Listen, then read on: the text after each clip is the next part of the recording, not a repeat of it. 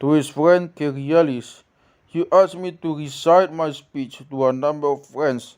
Because you asked me, I shall do so, though I am extremely hesitant, being well aware that speeches, when read out, lose their entire impact and passion, and virtually their claim to be speeches.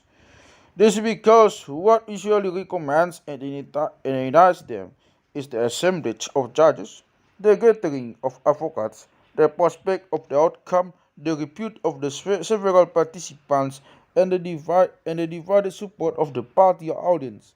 Then, too, there are the speaker's gestures, his movements as he moves forward and bustles this way and that, and the vitality of his body which harmonizes with the shifting movements of his mind.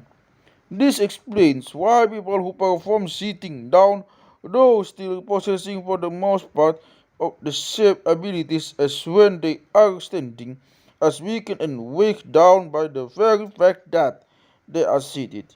Indeed, when men read out their speeches, this hinders their eyes and hands, the chief organs of effective delivery. Hence, it is less surprising that the concentration of listeners wanes, for there are no outward gestures to beguile them by flattery or to rouse them by stinging barbs.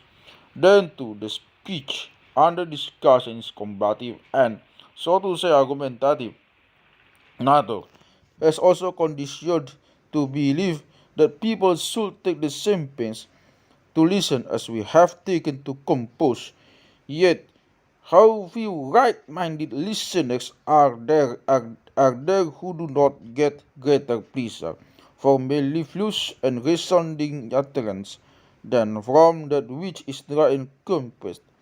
True, this harmony between styles is quite reprehensible, but it does exist. Well, it usually happens that listeners and judges demand different things, though as a general rule the listener ought to be influenced particularly by the factors which would chiefly register with him if he were a judge.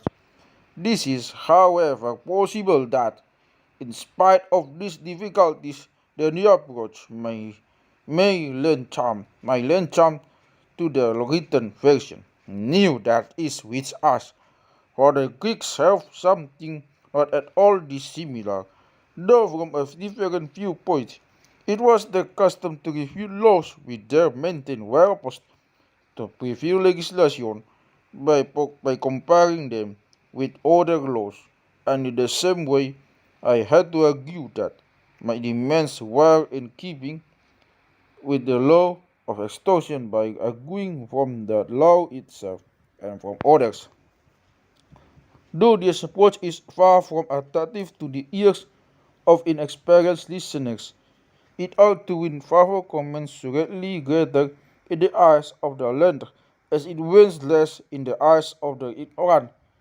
If we decide to go ahead with the reading, I signified and I signified all who are best instructed. But at this point, clearly you must ponder whether the recitation should take place. Set out all the considerations which I have mooted on each side, and make the choice where reason has prevailed. Such a rational choice will be demanded of you, whereas my excuse will be my compliance. Farewell.